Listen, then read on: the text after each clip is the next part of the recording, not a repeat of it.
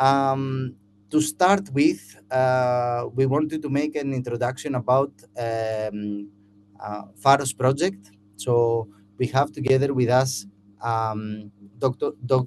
Gordon Dalton. He's the orchestrator and the project coordinator of Pharos project of Mission Ocean, a project that is vital in empowering innovators across the Mediterranean. So just wanted to confirm that Gordon is with us at the moment, is connected. Yes, I'm connected, Demetrius, Super. and I apologize, but I'm going to share my own screens as I have prepared Yes. my own presentation. It'll just be 5 minutes. The floor is on Gordon. Gordon.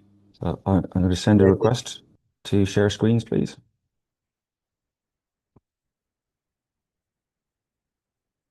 You can see my screen? Yes, Gordon, just if you can put it on full screen. Super. We have the full view. So our three objectives are to restore marine ecosystems, combat ocean pollution, and the third one is sustainable economy, blue economy. So the basic information about the project: it's a Horizon Europe Oceans project, EU contribution of 9.5 million. It's a 5-year project and started last year in September 1st, 2024, and PLOCAN is the coordinator. There are 24 partners, actually now 25 due to the last amendment. I won't go through all of these names, but you can see that there are a number of countries: Spain, Portugal, Italy. I've done a map here to show you the geographic spread of the countries, but we span all of Europe, east, west, north, south, with the coordinator here in Gran Canaria. We've got two main parts to the project. The first important part is our stakeholder engagement and living labs. And the living labs are concentrated around the 3 demos, but also our replication sites.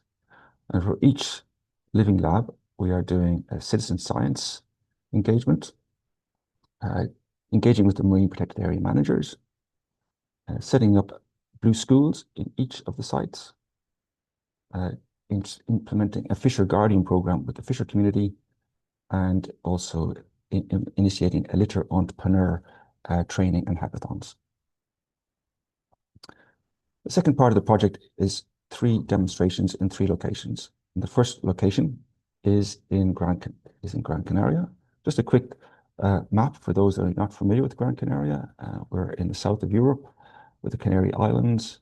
We zoom into Gran Canaria, then we're on the east coast, and here you can see the PLOCAN platform here, and the area of the deployment will be in this area of the ocean. So this is an infographic that we have for the what we call the IMTA, the Integrated Multitrophic Aquaculture System. So we're at 50 meters of water with a current going from north to south. We'll be putting in the water this standard aquaculture framework, where we'll be putting in a 25-meter aquaculture cage. And in this aquaculture cage, with I think 30 tons of fish, they'll be producing plume of nutrients and organic matter and food, which could be considered a pollutant or disturbing the local ecosystem. So we're going to implement a control on one side and a test on this side. By the test, we will be deploying macroalgae and abalone, both horizontally and vertically, to absorb the nutrients coming from the aquaculture fish, and then sea cucumbers underneath to also eat the food. And then further, we're going to deploy a series of artificial reefs, both in the test site, but also the control site, to further absorb and create more biodiversity and restore the ecosystem. And surrounding all of this then will be rich with sensors, cameras, nutrient sensors, hydrophones, and also forgot to mention that besides the reefs in the bottom, we have these floating reefs halfway through. Then our second demonstration is in Ireland.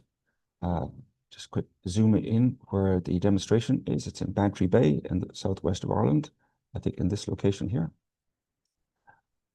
It's led by the Bantry Bay Marine Research Station, and the objectives will be a similar IMTA with an aquaculture farm here and the seaweed farm next door to it. So it's co-located with a salmon farm to improve the water quality by absorbing nutrients, creating habitats for sequestering carbon, and finally enhancing the biodiversity. And our final demonstration is in Iceland. It's in the north of Iceland. And it's going to be in this fjord here, where we're deploying the test here as well as in the mouth of the estuary. And you see here that we're endeavoring to address the pink salmon invasion, which started in Russia and now has spread to Norway, to Iceland, and recently to Ireland and the United Kingdom. So we're using advanced eDNA technology developed and worked by DTU in Denmark and also with our Icelandic colleagues. And this is a photograph of the eDNA ESP sensor that they're using to detect the pink salmon as they come in, and then they'll be attempting to reduce the numbers. So thanks very much for an opportunity to present the project. I'm looking forward now to hearing of this very exciting Literate Entrepreneur webinar.